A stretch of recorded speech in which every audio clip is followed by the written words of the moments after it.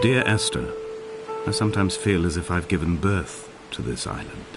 Somewhere between the longitude and latitude, a split opened up, and it beached remotely here. No matter how hard I correlate, it remains a singularity, an alpha point in my life that refuses all hypothesis. I return each time leaving fresh markers that I hope, in the full glare of my hopelessness, will have blossomed into fresh insight in the interim.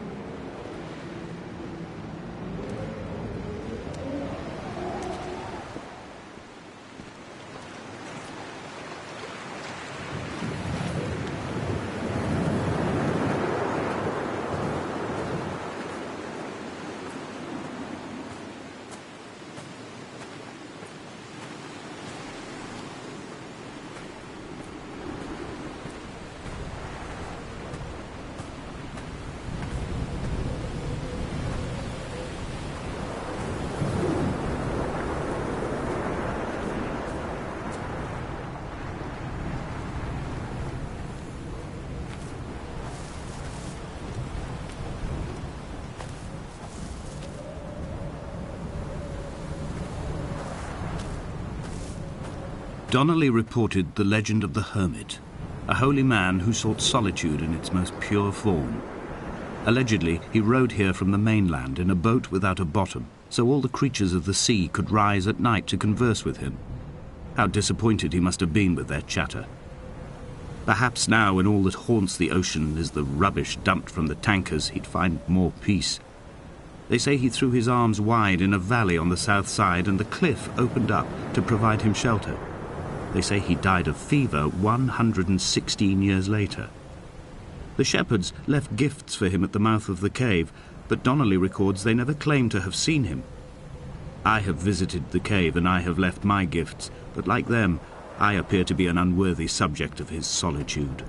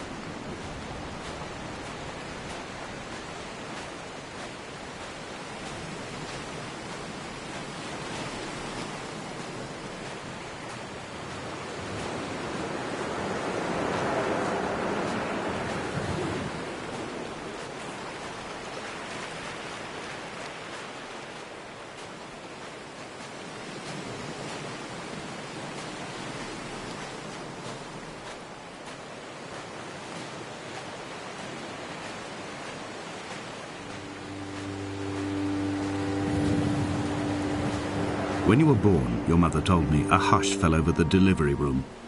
A great red birthmark covered the left side of your face. No one knew what to say, so you cried to fill the vacuum. I always admired you for that you cried to fill whatever vacuum you found. I began to manufacture vacuums just to enable you to deploy your talent. The birthmark faded by the time you were 6 and had gone completely by the time we met, but your fascination with the empty and its cure remained.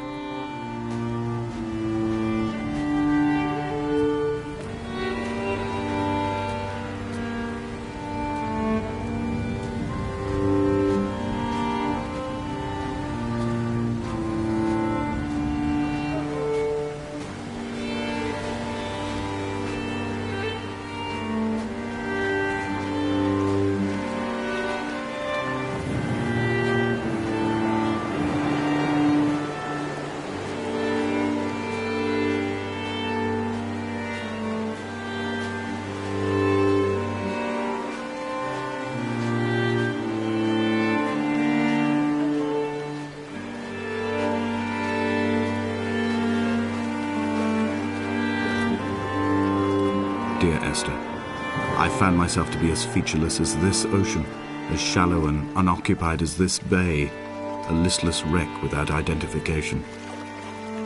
My rocks are these bones, and a careful fence to keep the precipice at bay. Shot through me caves, my forehead a mount. This aerial will transmit into me so.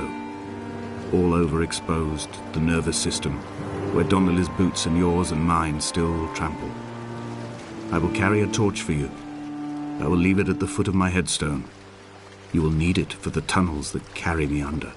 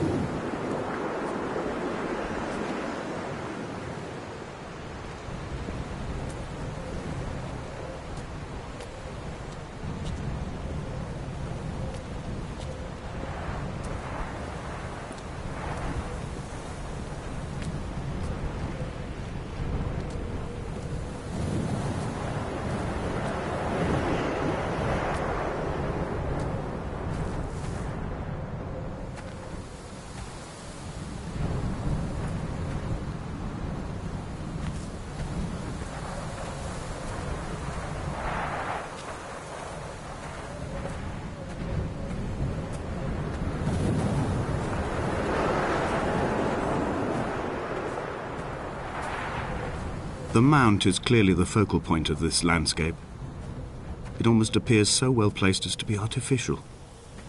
I find myself easily slipping into the delusional state of ascribing purpose, deliberate motive to everything here. Was this island formed during the moment of impact? When we were torn loose from our moorings and the seatbelts cut motorway lanes into our chests and shoulders, did it first break surface then?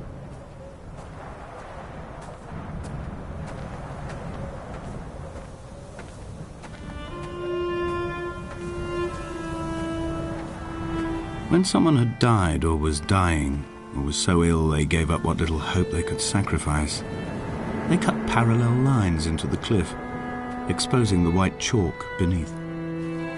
You could see them from the mainland or the fishing boats, and know to send aid or impose a cordon of protection, and wait a generation until whatever pestilence stalked the cliff paths died along with its hosts. My lines are just for this, to keep any would-be rescuers at bay. The infection is not simply of the flesh.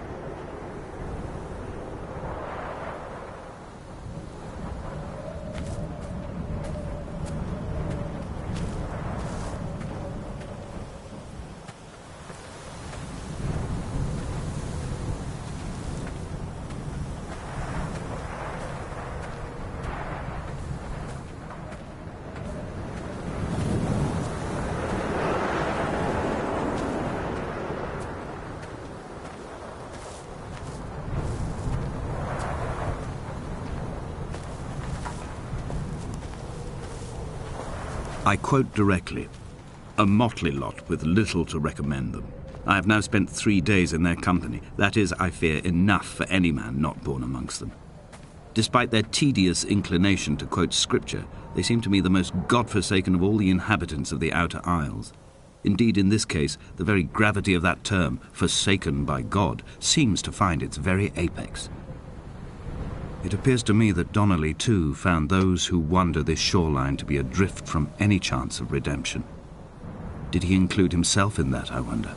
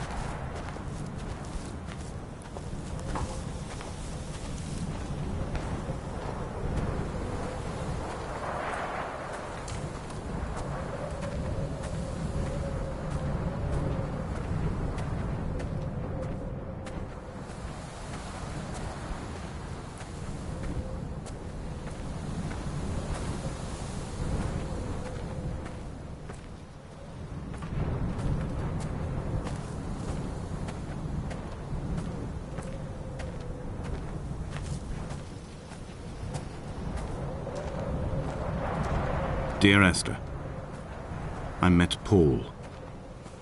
I made my own little pilgrimage. My Damascus, a small semi-detached on the outskirts of Wolverhampton. We drank coffee in his kitchen and tried to connect to one another. Although he knew I hadn't come in search of an apology, reason or retribution, he still spiraled in panic, thrown high and lucid by his own dented bonnet. Responsibility had made him old. Like us, he'd already passed beyond any conceivable boundary of life.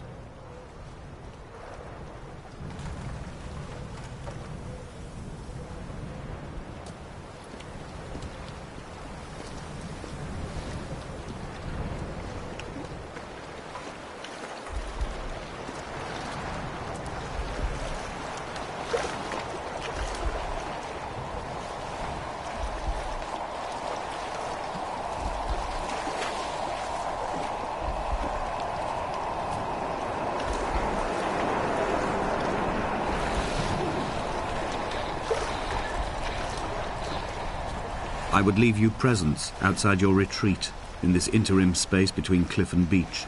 I would leave you loaves and fishes, but the fish stocks have been depleted and I've run out of bread. I would row you back to your homeland in a bottomless boat, but I fear we would both be driven mad by the chatter of the sea creatures.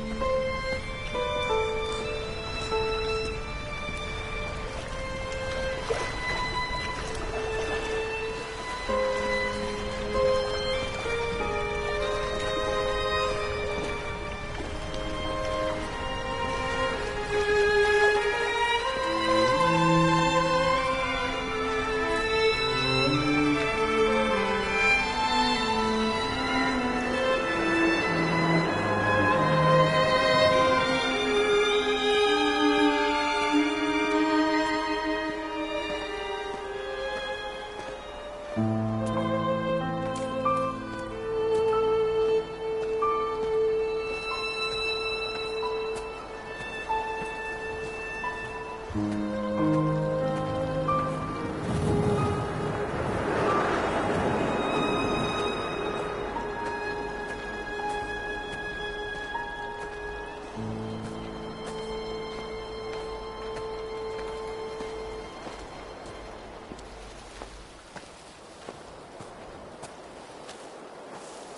vegetation here has fossilized from the roots up. To think they once grazed animals here, the remnants of occupation being evidence to that. It is all sick to death. The water is too polluted for the fish, the sky is too thin for the birds, and the soil is cut with the bones of hermits and shepherds. I've heard it said that human ashes make great fertilizer, that we could sow a forest from all that is left of your hips and rib cage, with enough left over to thicken the air and repopulate the bay.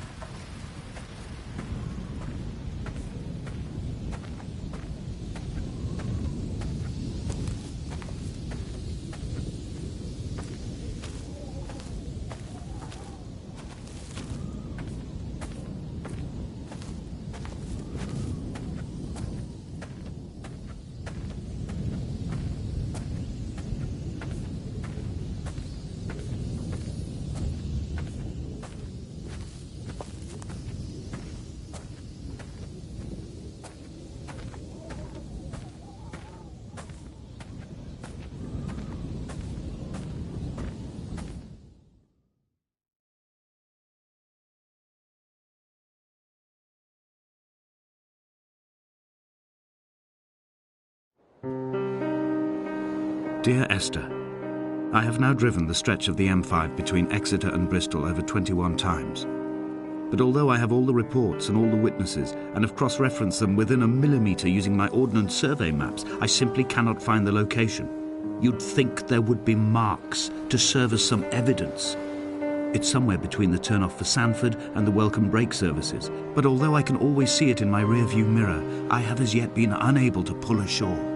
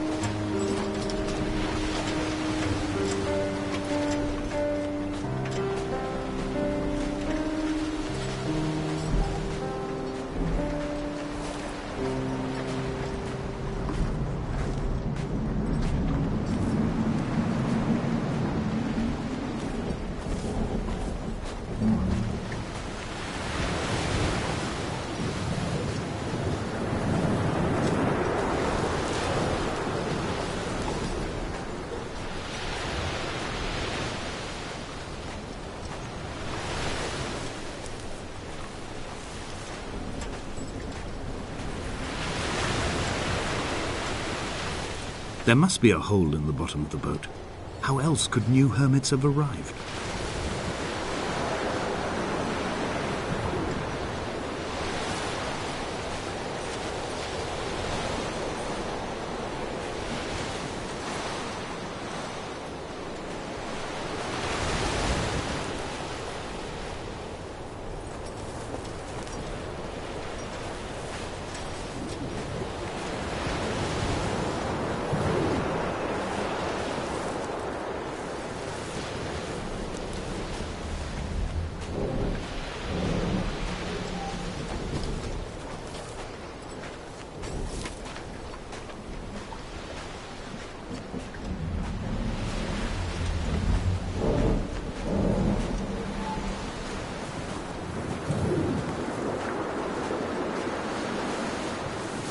I had kidney stones, and you visited me in the hospital. After the operation, when I was still half submerged in anesthetic, your outline and your speech both blurred. Now my stones have grown into an island and made their escape, and you have been rendered opaque by the car of a drunk.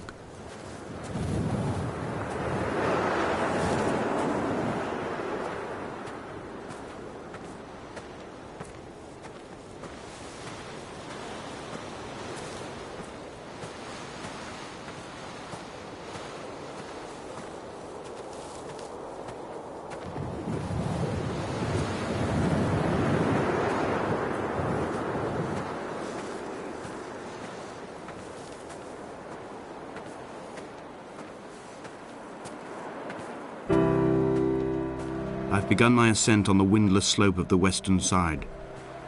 The setting sun was an inflamed eye squeezing shut against the light shone in by the doctors. My neck is aching through constantly craning my head up to track the light of the aerial. I must look downwards, follow the path under the island to a new beginning.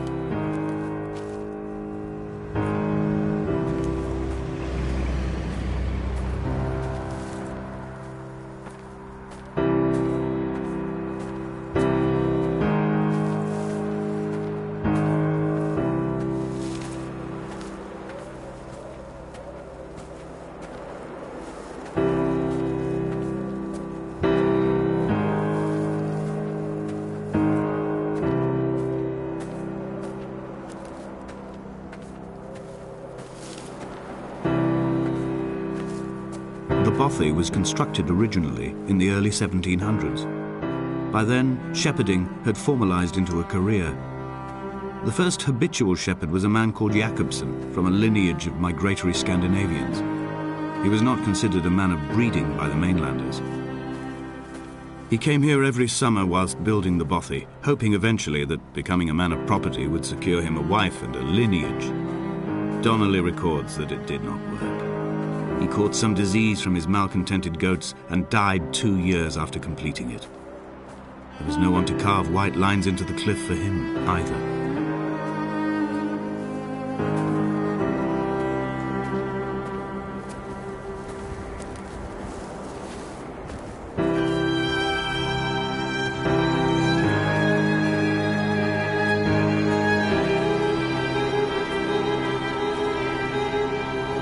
Inventory.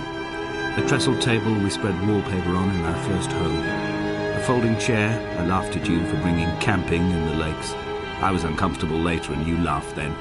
This diary, the bed with the broken springs. Once asleep you have to remember not to dream. A change of clothes. Donnelly's book, stolen from Edinburgh Library on the way here. I will burn them all on the last morning and make an aerial of my own.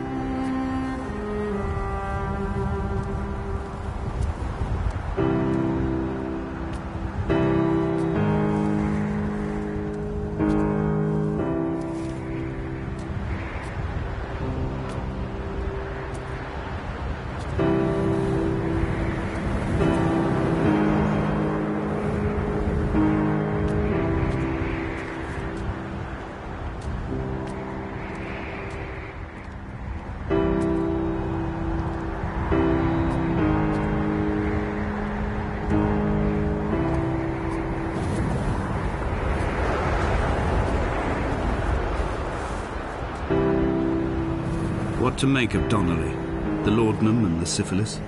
It is clearly not how he began, but I've been unable to discover if the former was a result of his visiting the island or the force that drove him here. For the syphilis, a drunk driver smashing his insides into a pulp as he stumbled these paths, I can only offer my empathy.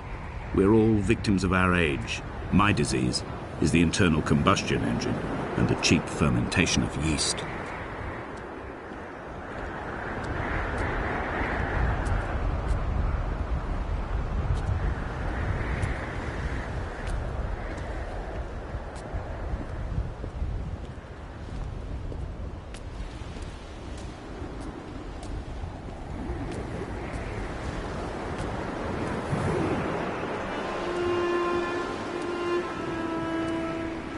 They found Jakobsen in early spring. The thaw had only just come. Even though he'd been dead nearly 7 months, his body had been frozen right down to the nerves and had not even begun to decompose. His fingernails were raw and bitten to the quick. They found the phosphorescent moss that grows in the caves deep under the nails. Whatever he'd been doing under the island when his strength began to fail is lost. He'd struggled halfway up the cliff again, perhaps in a delirium, perhaps trying to reach the Bothy's fire before curling into a stone and expiring.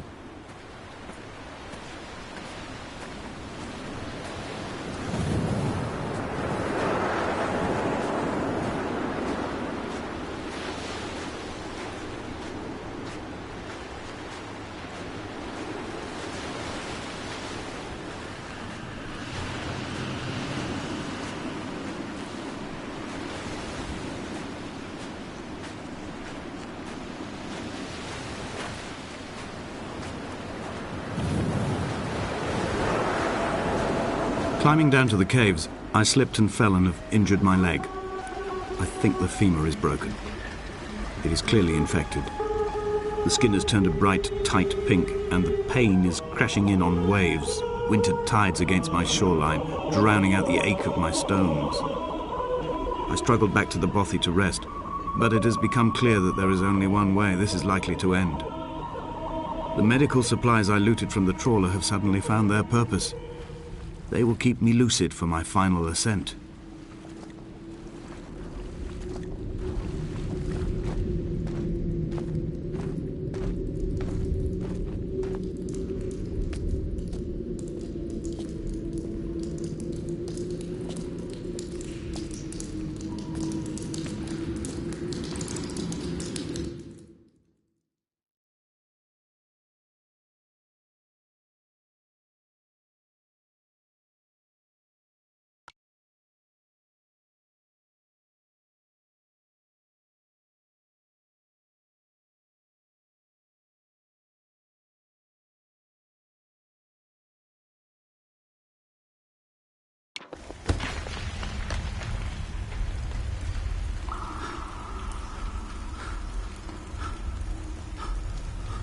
Did Jakobsen crawl this far?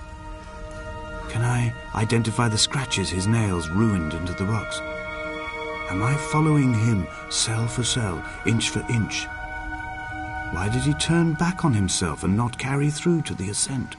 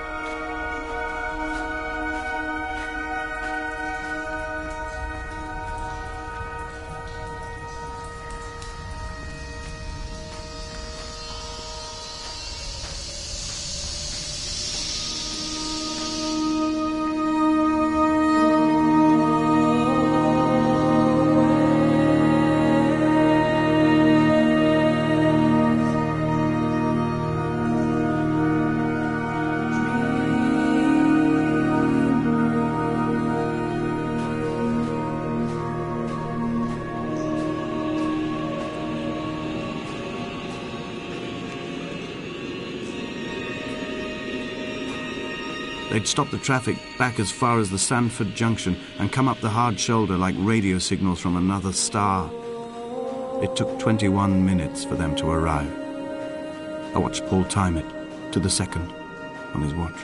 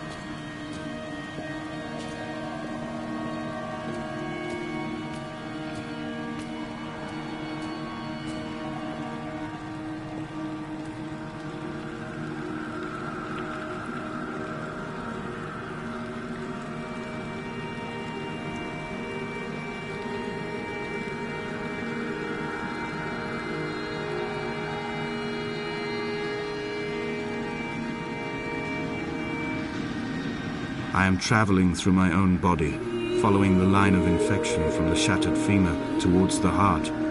I swallow fistfuls of painkillers to stay lucid. In my delirium, I see the twin lights of the moon and the Ariel shining to me through the rocks.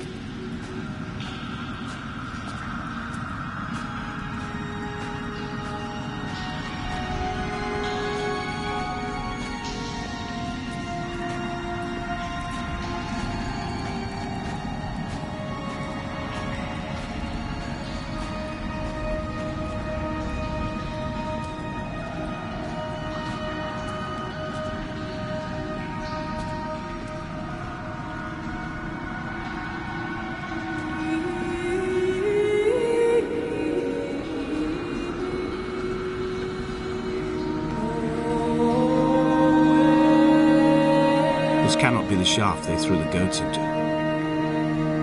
It cannot be the landfill where the parts of your life that would not burn ended up.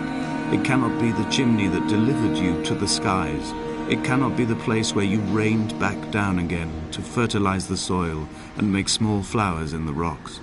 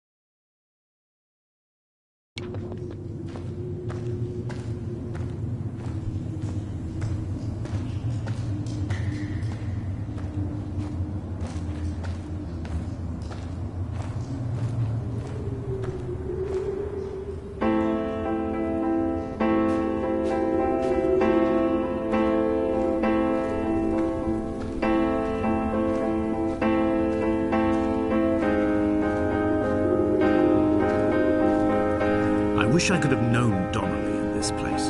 We would have had so much to debate. Did he paint these stones or did I? Who left the pots in the hut by the jetty? Who formed the museum under the sea? Who fell silently to his death into the frozen waters? Who erected this godforsaken aerial in the first place? Did this whole island rise to the surface of my stomach, forcing the gulls to take flight?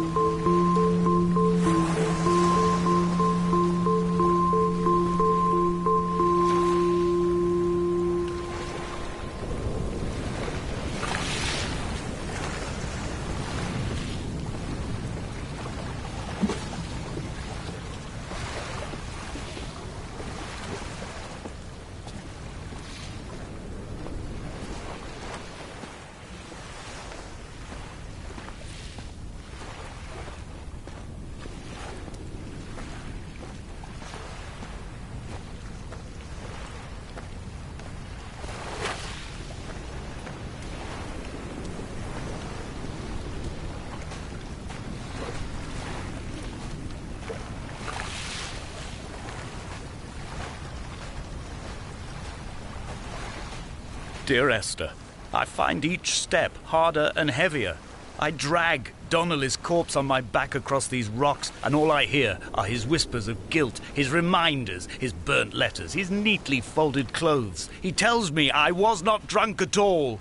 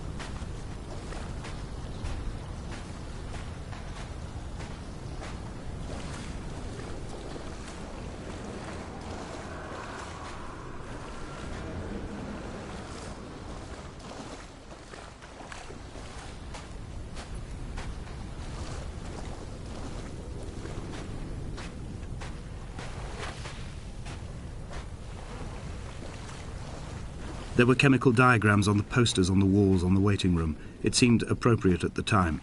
Still life abstractions of the processes which had already begun to break down your nerves and your muscles in the next room. I crammed diazepam as I once crammed for chemistry examinations. I am revising my options for a long and happy life.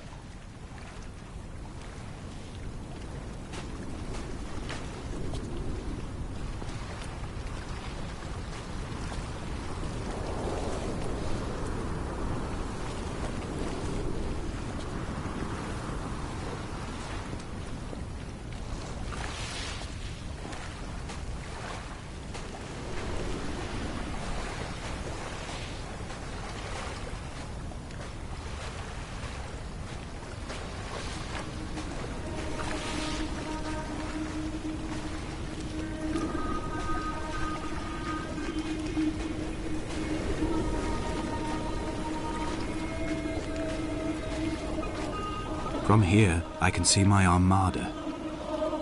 I collected all the letters I'd ever meant to send to you, if I'd have ever made it to the mainland, but had instead collected at the bottom of my rucksack, and I spread them out along the lost beach. Then I took each and every one, and I folded them into boats. I folded you into the creases, and then, as the sun was setting, I set the fleet to sail. Shattered into 21 pieces, I consigned you to the Atlantic, and I sat here until I'd watched all of you sink.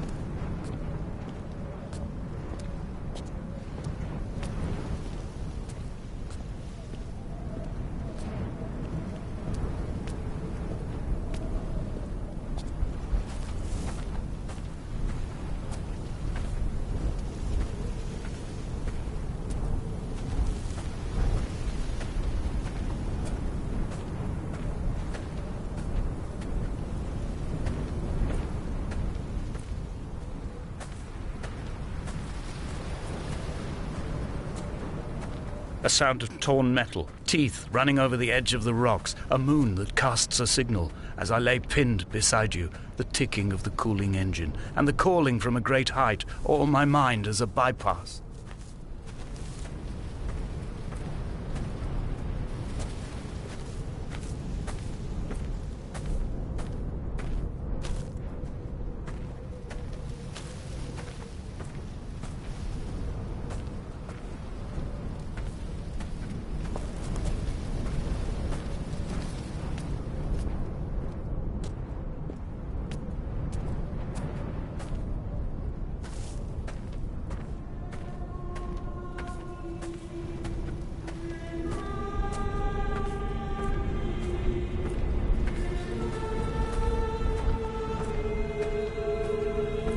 I've begun my voyage in a paper boat without a bottom. I will fly to the moon in it. I've been folded along a crease in time, a weakness in the sheet of life. Now you've settled on the opposite side of the paper to me. I can see your traces in the ink that soaks through the fibre, the pulped vegetation. When we become waterlogged and the cage disintegrates, we will intermingle. When this paper aeroplane leaves the cliff edge and casts parallel vapor trails in the dark, we will come together.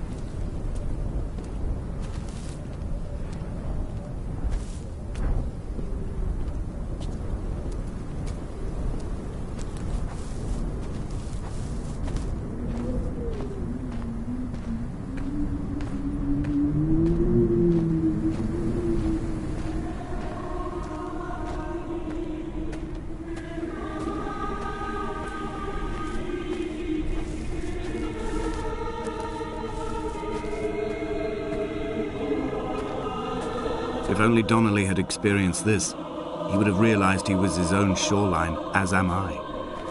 Just as I am becoming this island, so he became his syphilis, retreating into the burning synapses, the stones, the infection.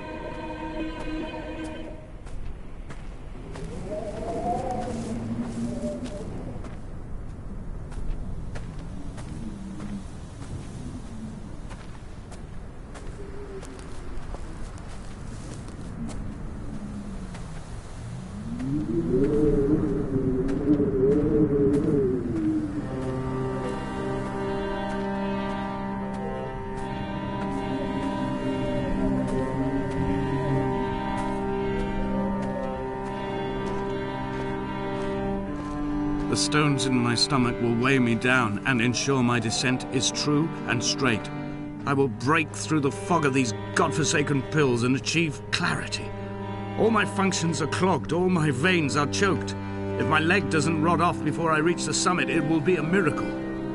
There are 21 connections in the circuit diagram of the anti-lock brakes. There are 21 species of gull inhabiting these islands. It is 21 miles between the Sandford Junction and the turn-off for home. All these things cannot, will not be a coincidence.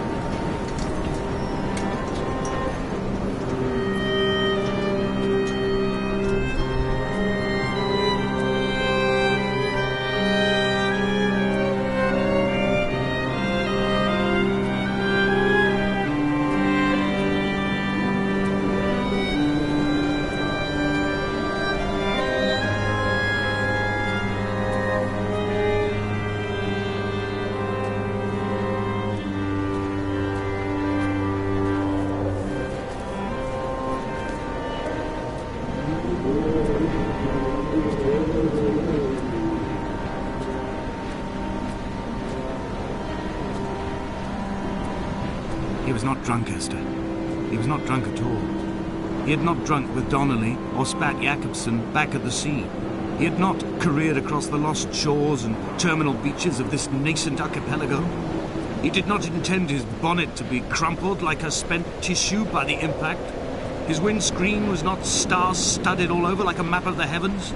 His paintwork etched with circuit diagrams, strange fish to call the gulls away. The phosphorescence of the skid marks lighting the M5 all the way from Exeter to Damascus.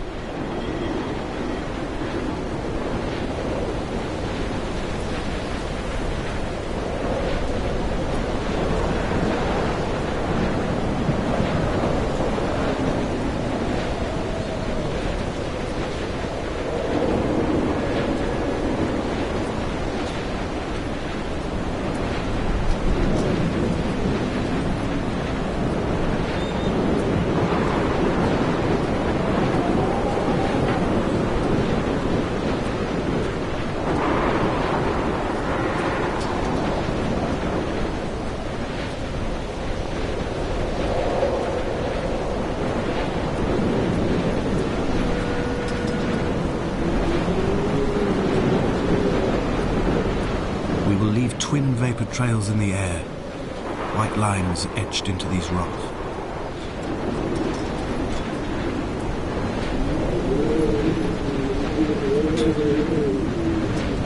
Dear Esther, I have burnt my belongings, my books, this death certificate.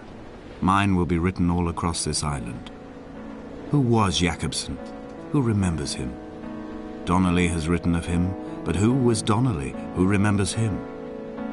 I have painted, carved, hewn, scored into this space all that I could draw from him. There will be another to these shores to remember me. I will rise from the ocean like an island without bottom, come together like a stone, become an aerial, a beacon, that they will not forget you. We have always been drawn here. One day the gulls will return and nest in our bones and our history. I will look to my left and see Esther Donnelly flying beside me. I will look to my right and see Paul Jakobsen flying beside me. They will leave white lines carved into the air to reach the mainland, where help will be sent.